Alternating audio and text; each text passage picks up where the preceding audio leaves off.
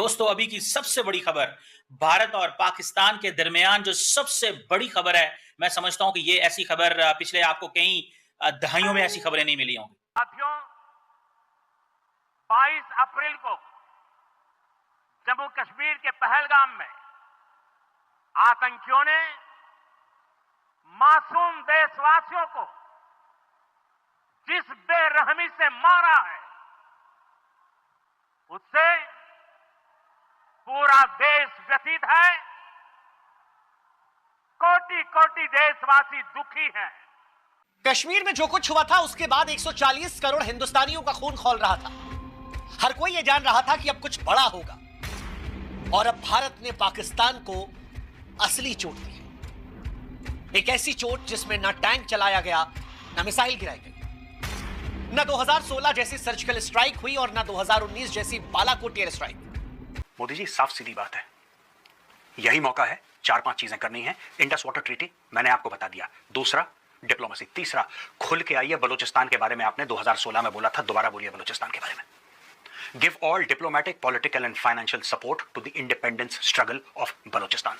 भारत ने पाकिस्तान के साथ जो इंडस वाटर मुआहदा है वो खत्म कर दिया सालों से। बिल्कुल ठीक। हलाई साहब, अगर भारत की तरफ से कोई हलचल हुई तो मुंह तोड़ जवाब तो हम देंगे ही, लेकिन नॉन काइनेटिक मेजर्स कौन से ऐसे हैं जो हम फौरी तौर पर कर सकते हैं? Reverse of the Indus river system towards Pakistan, तो इंडिया अगर ये पानी रोक देगा कि डैम्स को बिल्ड किया जाए, मगर डैम्स ओवरनाइट एक रात में तो नहीं बिल्ड किए जाते, तो ये तो हर सूरत पाकिस्तान को इसको अर्जेंटली प्रोएक्टिव मेजर्स लेने पड़ेंगे। World Bank is a party to this, और इसके साथ ग्लोबल पास का भी रिस्पॉन्सिबिलिटी है कि ये यूनाइटेड नेशंस की सिक्योरिटी काउंसिल में ये मामला लेके जाया जाए। एक दफ़ा फिर ना से पूरे खित्ते का जो पीस जो है उसको तबाह करने के लिए एक नई जंग की तरफ हिंदुस्तान की मोदी सरकार लेके जा रही है, क्योंकि ये इंटरनेशनल लॉ की वायलेशन है। लेकिन वो कहते हैं जो करना है कर लो, जो तुमने करना है कर लो, जो आपने करना है वो कर लो, हम नहीं मानते। उन्होंने तो देखें क्या क्या कर दिया, चंद घंटों के अंदर इतने बड़े बड़े स्टेप्स ले लिए आपके खिलाफ कि उन्होंने इंडस वाटर ट्रीटी को सस्पेंड कर दिया। उन्होंने आपके सब लोगों को वापस जाने के लिए कह दिया कि निकल जाओ भारत से। उन्होंने सारे जो डिप्लोमेट्स थे एक्सपेल कर दिए। और कोई ये कहता, मैं देख रही थी कि जी सुप्रीम कोर्ट बार एसोसिएशन कह रही है कि भारतीय सिफारतकारों को 48 घंटे में मुल्क छोड़ने का हुक्म दिया जाए। ओ भाई साहब, उन्होंने पहले ही अपने सिफारतकारों को वापस बुला लिया। उन्होंने कहा वापस आ जाओ। देखिए, पहली बात तो ये समझे कि हिंदुस्तान हमारे साथ क्यों इतनी जल्दी तैयार हो जाता है करने के लिए, नंबर 1। दूसरी बात ये है कि उनका फौज जो है हमारे से 4 गुना ज्यादा है। उनका जो एयरफोर्स है वो 8 गुना ज्यादा है, 6 गुना ज्यादा है, और उनकी नेवी जो है वो 8 गुना ज्यादा है जी। और उनका जो फौज है 4 गुना ज्यादा है। तो आप खुद मुझे समझें कि खुल के आना पड़ेगा, ये ऐसे नहीं मानेंगे, ये पाकिस्तानी लातों के भूत हैं। मोदी जी, आप सपोर्ट करिए खुल के, हम सपोर्ट करेंगे। आप चलिए आगे आगे, हम आपके पीछे पीछे चलेंगे। नमस्कार दोस्तों, जय हिंद। स्वागत है आपका पाकिस्तानी मीडिया जुड़िए को फ्रेश और मज़ेदार वीडियो में। तो दोस्तों, जम्मू कश्मीर के अंदर पहलगाम में कायरता भरे आतंकी हमले के बाद भारत सरकार ने बड़ा कदम उठाया है। इसके तहत पाकिस्तान के साथ हुए सिंधु जल समझौते इंडस वाटर ट्रीटी पर फिलहाल रोक लगा दी गई है। 23 अप्रैल की शाम को प्रधानमंत्री नरेंद्र मोदी की अध्यक्षता में हुई cabinet committee on security CCS की बैठक में इसका फैसला लिया गया, जिसमें गृह मंत्री अमित शाह, रक्षा मंत्री राजनाथ सिंह और विदेश मंत्री एस जयशंकर भी मौजूद थे। इसके कुछ ही देर बाद विदेश मंत्रालय की ओर से एक प्रेस ब्रीफिंग में इस बात की जानकारी दी गई। दोस्तों अभी की सबसे बड़ी खबर भारत और पाकिस्तान के दरमियान जो सबसे बड़ी खबर है, मैं समझता हूं कि ये ऐसी खबर पिछले आपको कई दहाइयों में ऐसी खबरें नहीं मिली होंगी। In decades you have never seen such kind of news. Bharat ने पाकिस्तान के साथ जो इंडस वाटर मुआहदा है वो खत्म कर दिया।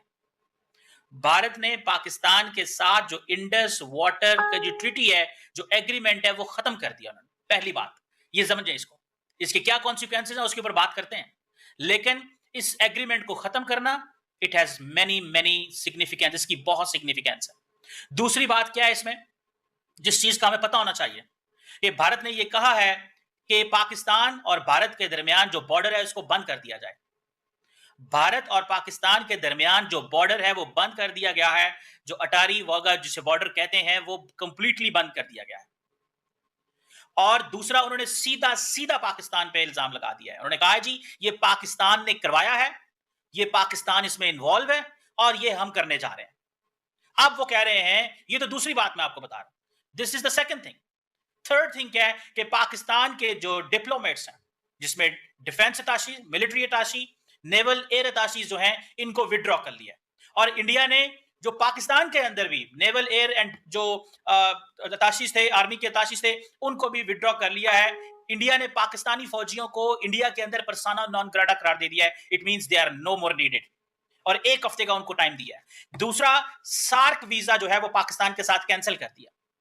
पांचवी अहम चीज ये है जो मैंने आपको बताई कि जो डिप्लोमेटिक मिशन है वो 55 पे था, उसको वो 30 पे लेके आ गए। सो और मजीद जो और डिप्लोमेटिक मिशन के अंदर जो लोग हैं उनको कहा गया है कि पाकिस्तान वहां से वापस इंडिया आ जाए। इट मींस कि अगर इंडिया के हाई कमीशन इस्लामाबाद में 55 लोग थे तो अब वो 30 रह गए हैं। इसी तरह पाकिस्तान जो है वहां से उसको भी अपने बंदे वहां पे बुला लेगा। अब देखना यह है कि ये क्या, और सुनने में ये आ रहा है जो सबसे बड़ी बात वो ये है कि भारत जो है उसने अपनी फौज को हाई अलर्ट पे रहने का कह दिया। हाई अलर्ट पे ये जो डिफेंस एयर अटाशी विड्रॉ किए गए हैं, इट मींस कि पाकिस्तान और भारत के दरमियान there is not going to be any dialogue, anything. जो सर्विस एडवाइजर्स थे उनका जो सपोर्ट स्टाफ है उसको भी विड्रॉ कर दिया गया। और ये जो डिफेंस, मिलिट्री और एयर अटाशी की जो पोस्ट हैं, इन पोस्टों को खत्म कर दिया। इट मींस कि ये दोबारा कभी जाएंगे नहीं। ये एक मैसेज है पाकिस्तान के लिए। मैसेज ये है कि जब आप बात करते थे कि जनाब इंडिया इन्वॉल्व है, तो आप कुछ भी नहीं करते थे। उन्होंने ये कहा है कि आप कल इन्वॉल्व थे, उन्होंने इतने स्टेप ले लिए। आप सिर्फ बातें करते थे कि जी अफगानिस्तान में हमारा कनेक्शन हमें पता चला है, हमें इंडिया के अंदर कनेक्शन पता चला है। मैं समझता हूं कि ये बहुत बहुत बहुत बड़ी खबर है। कहा जाता है कि India under the international law Indus water treaty को कैंसिल नहीं कर सकता। ये इंटरनेशनल लॉ की वायलेशन है। लेकिन वो कहते हैं जो करना है कर लो, जो तुमने करना है कर लो, जो आपने करना है वो कर लो, हम नहीं मानते। अब इंडस वाटर ट्रीटी का खत्म होना, आप समझ लें कि अब वाटर वॉर है। भारत और भी पाकिस्तान के बीच में वाटर वॉर के लिए तैयार हैं आप। ये एक नया मुस्तकबिल है जो पाकिस्तान और भारत का लिखा जा रहा है। अ न्यू फ्यूचर, एक नया मुस्तकबिल है जो लिखा जा रहा है। अब देखें पाकिस्तान को इसमें क्या एक्शन लेने हैं, क्या करना है, ये तो गवर्नमेंट ऑफ पाकिस्तान ही सोचेगी। लेकिन आप देखें कि उन्होंने एक्शन लिया है। हम बातें करते हैं, वो एक्शन लेते हैं। पाकिस्तानी सिर्फ बातें करते हैं, वो एक्शन लेते हैं।